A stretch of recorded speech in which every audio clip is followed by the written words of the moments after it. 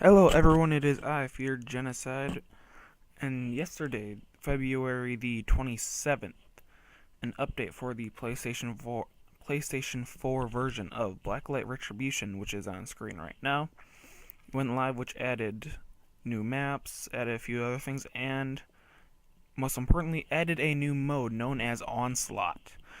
You can play it in, I believe, 4 different difficulties. It is a Horde style mode, similar to Call of Duty Zombies, Horde mode from Gears of War, Contractions of Fear 3, and things of the like. I spent a few hours playing this last night and this morning combined, and I have one thing to say. This mode is fucking hard. Like, I mean seriously hard. I I only played it on easy. I started on that because I wanted to get a feel for it. There's only 2 maps right now, which is good enough because you're not going to get very far in them. I of all the games I played, I never saw any 3 or 4 man team that I was on get past round 3. It is hard. These are some of the most relentless enemies in any type of mode like this I have ever seen. Now, one thing you would notice right off the bat if you're thinking this is going to be like Call of Duty Zombies is you are completely wrong. These guys do not start off few and slow. They are large in number and sprinting at you. Freaking in round 1, like 28 days later. Are they the smartest? Hell no. Because I have seen whole hordes of them run past me to go for one of my teammates. But they are relentless and they are fast. And it escalates very quickly. Round 1, you just have these these melee guys. Not too smart. Not terrible threat if you're doing this smart. See, one big problem I noticed was a lot of people are trying to play this like it is Call of Duty Zombies, and they're trying to hold up in one area. That does not work in this at all. These guys can spawn in almost anywhere. So, any place you could potentially hold up, they can spawn in either right behind you, right next to you, above you even.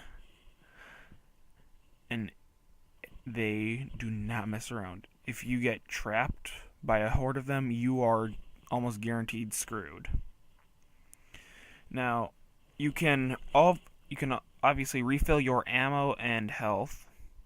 You also have access to everything else from the depots that you normally would in the normal multiplayer. However, there's only one depot active at a time, and it does tend to change around a bit. Now, in round 2, as you could just see, dogs will start to appear. They are faster, obviously harder to hit because they're smaller, and unlike the other enemies that can hit you while you're moving but not while you're really sprinting, I've been hit by dogs while I've been sprinting. Now, as you can see, I'm about to get trapped. Not really many ways out. I tried to shoot my way out there, but did not work. They just pile in like this is World War Z and I'm Brad Pitt. But overall, I'm not going to lie. Despite the incredible difficulty, this footage is all from easy mode. I have not tested it on medium, hard, or I can't remember the name of the 4th difficulty, if there is one. My memory is a little shoddy about that right now. Now, in Wave 3, it gets even harder, because it adds in enemies with assault rifles. Jesus Christ. Also, there is an objective that will show up. You have to hack it, like the points in the domination mode on Blacklight Retribution. You have a limited amount of time to do this. If you do not do this, you automatically fail the mission, causing you to lose. Just like if all your teammates went down. Ay ay ay. Now, some people do not seem to understand how to ready up in this. Also, they seem to have added a few other things with the options. So you'll see me playing around with this. My sensitivity was all messed up when I first started playing this, so it took me a little while to get it to somewhere. Like, I do not believe I get it there in this footage. I like it 50 with the normal view and 70, I believe it was 70 on the aim down sight sensitivity. Works pretty well. I also tried to decide between having the aim down assist or the aim assist off and on for this mode. On seems to be a lot more helpful because it'll help you stay on target with the faster moving things like the dogs and shit.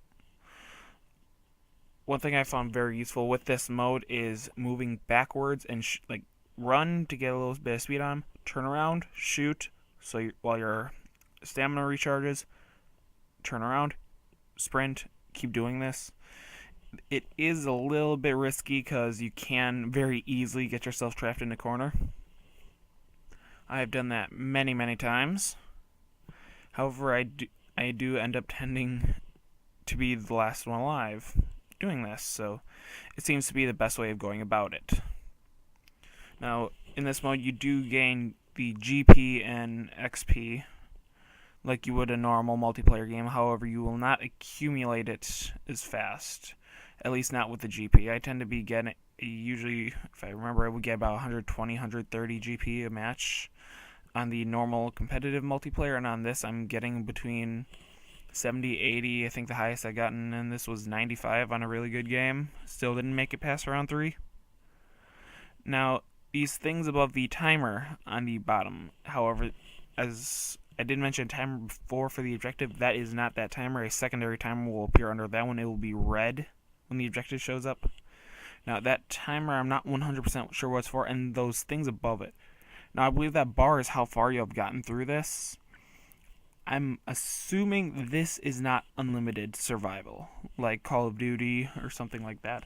I have a feeling this is more the Fear 3 contraction style, where there's a set level of rounds, but it can ramp up difficulty pretty quickly at times, which it does. Definitely one tip I have learned for this is try to refill your health and ammo as much as you can when you have the chance, especially between rounds. And the flamethrower is something you're going to want to avoid. It's not all that useful. It might be useful in the first 2 waves, but by wave 3, because those guys aren't going to be running at you now, it's going to be useless. Now, that red timer has appeared because the objective is there.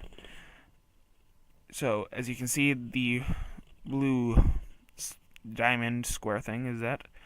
Now, I wasn't quite this was before I wasn't 100% sure what I wanted to do with this. I didn't realize we had to do that. If I remember right, this might be the gameplay where I learned that. And also, oh shit, I did grab the flamethrower in this one. Obviously, I did not record this while speaking. Now, I'm getting shot from behind. Oh wait, no, I wasn't getting shot. I was getting. Now you can go down. You can get revived, but with how relentless the enemies are, I don't see many people reviving their teammates. I mean, it's really rare. Just because every once in a while the AI will just take a complete shit. I've seen one time I did revive someone. There were 2 dogs left. Those were the enemies. See, I'm not going to be able to revive this guy. Too much shit chasing me. But there were 2 dogs left. That was all that was left in the wave. And they were just standing. Not near the guy. They were just standing out there somewhere. Alright, my other teammate died. You can see all your teammates' health and their status on the left. I have gone down, and mission failed. I did pretty good, though.